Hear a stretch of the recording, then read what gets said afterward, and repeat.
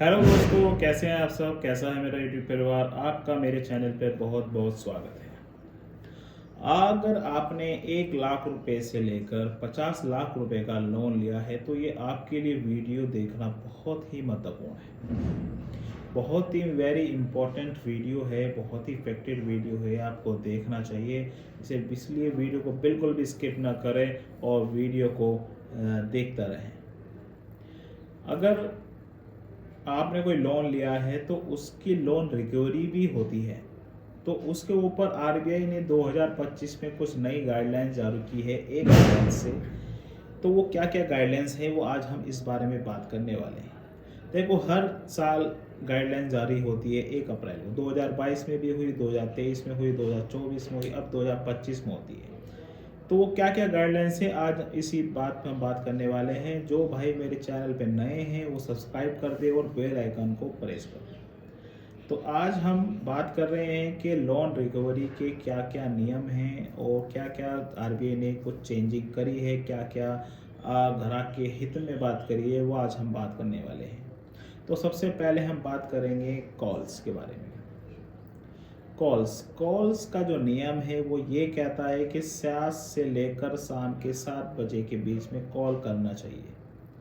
मगर बैंक वाले या कोई कंपनी या रिक्रूटमेंट वाले इस चीज़ का उल्टा करते हैं। वो कॉल तो करते हैं मगर रात को भी कॉल करते हैं, सुबह भी कॉल करते हैं। तो कॉल का जो नियम है वो 7 से 7 है, ये आपको जानना ज़रूरी है। अगर कोई आता है, आपको कॉल्स आती है, तो उससे आप क्या क्या पूछ सकते हैं। आप उससे उसका नाम पता कर सकते हैं। अगर वो किसी थर्ड पार्टी से है तो उस थर्ड पार्टी का कंपनी का नाम पता कर सकते हैं। आप उससे डिटेल मांग सकते हैं कि आपको किस बैंक ने भेजा है, किस बैंक ने करा है, क्या आपके पास कॉल करने का अधिकार है, क्या आपके पास कोई लेटर है मुझे कॉल करने का। तो आप उससे ये जानकारी कॉल्स पे ले सकते हैं। तो कॉल्स पे आप ये चीज़ें आप उन लोगों से पूछ सकते हैं। सबसे पहला आता है दूसरा, ट्रांसपेरेंसी।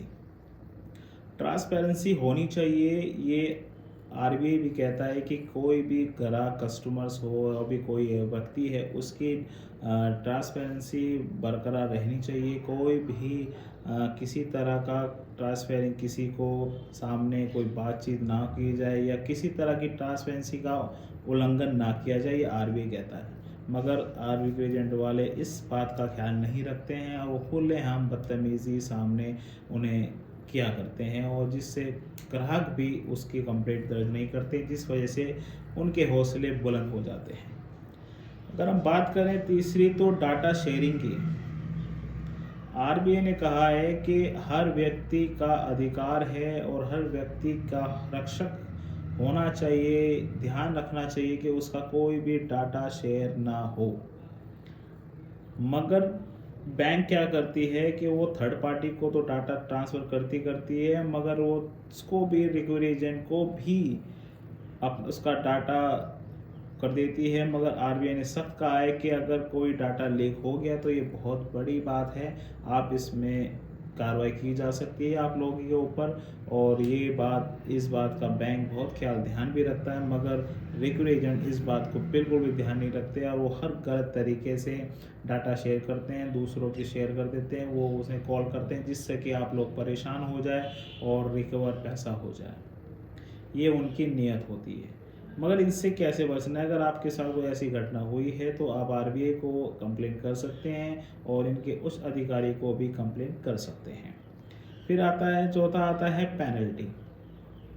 आरबीआई 2024 में पेनल्टी पर रुख साफ किया था। ये कहा था कि बैंक अपने मनमानी तरीके से कोई भी पेनल्टी चार्जेस को नहीं लगा सकती है। यह 2024 ने आरबीआई ने कहा था, जिस वजह से पेनल्टी चार्जेस मनमानी तरीके से नहीं लग रहे हैं।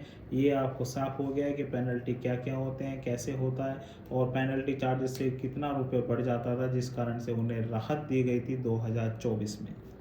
फिर आता है रिकवरी एजेंट। रिकवरी एजेंट का साफ नियम है कि 7 से 7 के बीच में वो आ सकते हैं और बिना इन्फॉर्म करे नहीं आ सकते हैं। अगर वो किसी में घर पर बिज़ी हैं तो आप उन्हें ये नहीं कह सकते आप उनके घर वहीं आ रहे हैं।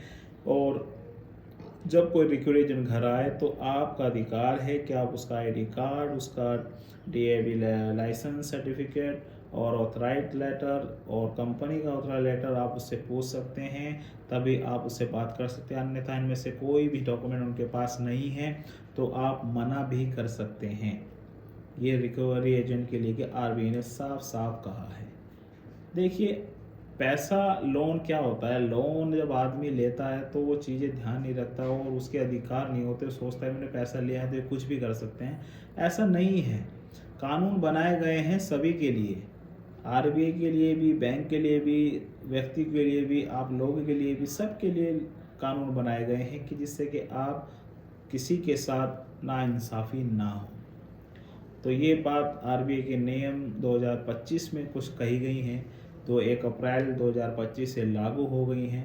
और ये चीज़ें ध्यान में आपको लोगों को रखना है कि आपके साथ कोई ऐसी घटना घटित होती है या कुछ ऐसा होता है तो आप कंप्लेंट कर सकते हैं। वीडियो आपको अच्छी लगी हो तो लाइक और सब्सक्राइब कीजिएगा और ज़्यादा से ज़्यादा शेयर कीजिएगा और उन लोगों पे शेयर कीजिएगा जो इसमें व्यक्तिगत रूप से इसे लेना चाहते हैं और इसे पढ़ना चाहते हैं, और ज्ञान को ध्यान में रखते हुए, अपना अधिकार को ध्यान में रखते हुए आप सतर्क रहें और सतर्क रहें और लोन के दलदल में ना फंसे। एक लोन उतारने चक्कर में दूसरा लोन बिल्कुल ना लें। जब तक के लिए जय हिंद।